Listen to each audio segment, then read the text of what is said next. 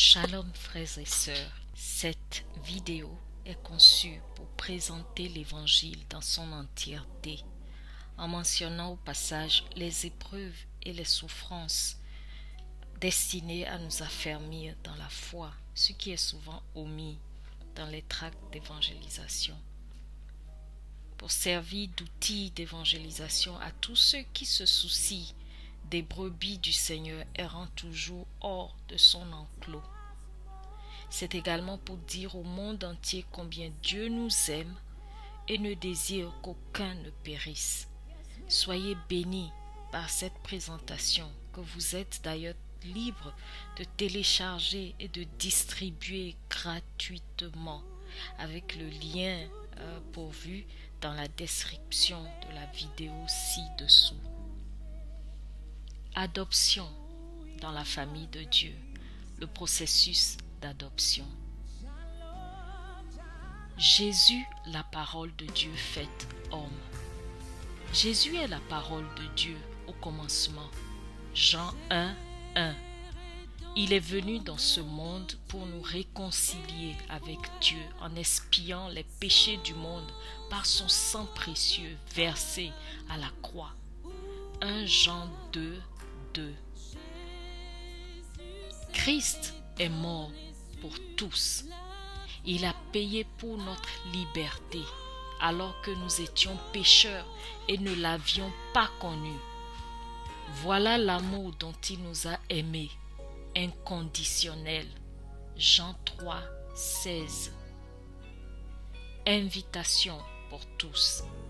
Jésus est mort pour tous, je répète, pour tous, une bonne fois, pour toutes. Hébreux 10, 12. Personne n'est sauvé par son propre sang ou par quelque autre sacrifice. Un seul sacrifice a satisfait aux exigences d'expiation de Dieu, celui de Jésus-Christ. Voyez-vous, Dieu ne fait acception de personne. Romains 2, 11. Le don de Dieu, grâce, oh grâce. Le salut est un don gratuit. Vous ne faites rien pour le mériter. C'est un don disponible à tous sans exception. Romains 10, 13. Aucune condamnation. Reconnaissez que vous êtes un pécheur. Confessez vos péchés. Acceptez son don du salut. Sa justice devient la vôtre. Vous venez d'entamer votre processus d'adoption. Greffé en Jésus-Christ, n'ayez crainte, Dieu est votre Père. Il vous a adopté dans sa famille. Cependant, le processus d'adoption ne s'achèvera qu'au retour de Jésus et nous serons transformés en son image, revêtus d'un corps glorieux et incorruptible. C'est pour cela que nous persévérons dans la foi en attendant la manifestation de cet espoir de gloire. Nous serons changés, transformés et revêtus d'immortalité. 1 Corinthiens 15, versets 51 à 52. Aucune espérance pour ceux qui rejettent le don de Dieu.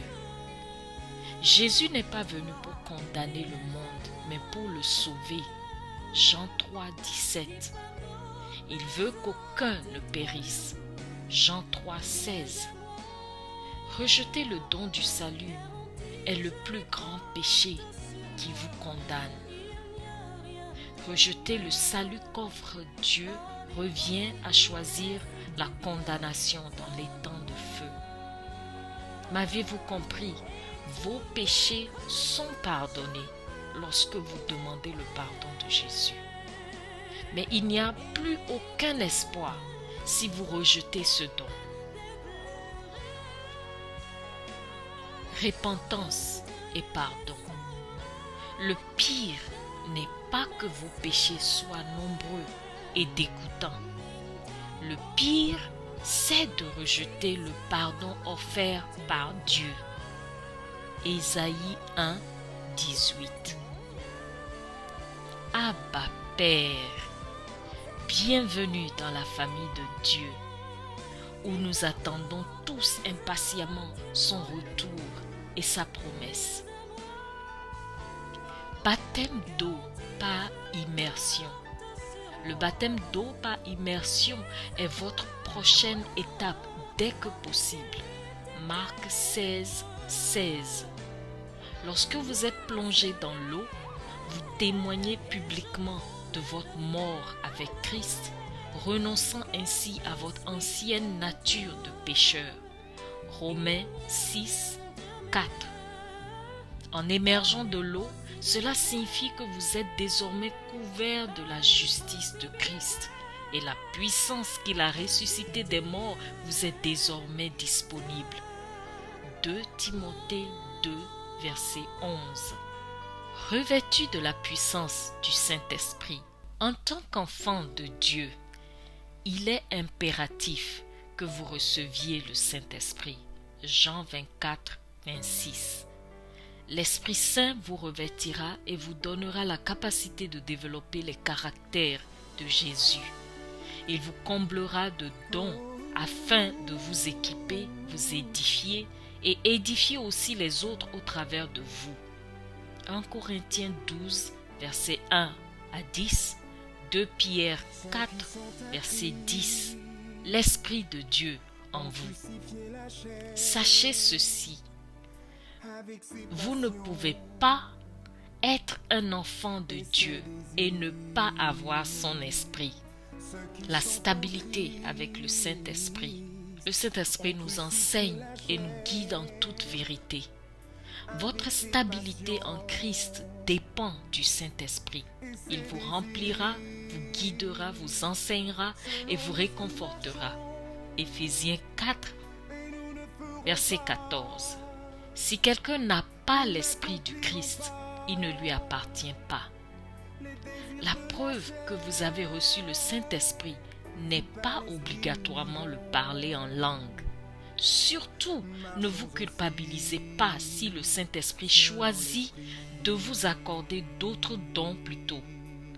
1 Corinthiens 12, verset 30. Le fruit de l'Esprit, c'est la nature de Jésus, qui se manifeste par les bons caractères tels que décrits dans Galates 5, verset 22. C'est ainsi que l'on reconnaît celui qui a reçu le Saint-Esprit. Matthieu 7, verset 16 à 20. De la même façon qu'il faudra s'exercer pour développer des muscles, il nous faut être éprouvés par des défis et épreuves afin de forger en nous les caractères de l'esprit, le fruit de l'esprit bien entendu, et nous rendre fermes et inébranlables dans notre foi. Jacques 1, versets 2 à 4. Notre espérance, être comme Jésus-Christ. Lisez tout le chapitre de Romains 8. Encourageons-nous les uns les autres dans cette attente. Partageons la bonne nouvelle de l'espérance du salut avec tous. Voici la bonne nouvelle, l'évangile de Jésus-Christ, la puissance de Dieu pour le salut de quiconque croit. Romains 1, verset 16. Les œuvres du Saint-Esprit en nous, nous sommes appelés.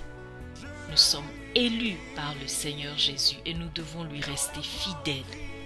Jésus-Christ, notre berger, nous a appelés afin d'être transformés et remplis de son esprit pour produire des fruits qui demeurent. Jean 15, verset 16. Ces fruits sont la foi, l'espérance, la charité, la patience, la persévérance, la joie, etc. Notre réponse à ce grand salut, c'est l'amour. En attendant le retour de Jésus, aimons le Seigneur et servons-le d'un cœur pur, avec intégrité et honneur. Aucune condamnation. Gardez votre cœur pur et veillez à ce que personne ne vous condamne. Romains 8, verset 1, Joël 2, verset 13. Souvenez-vous, vous n'y arriverez pas tout seul ou toute seule. Vous avez besoin du Saint-Esprit. Soyez encouragés et affermis dans votre foi. Amen. Que Dieu vous bénisse.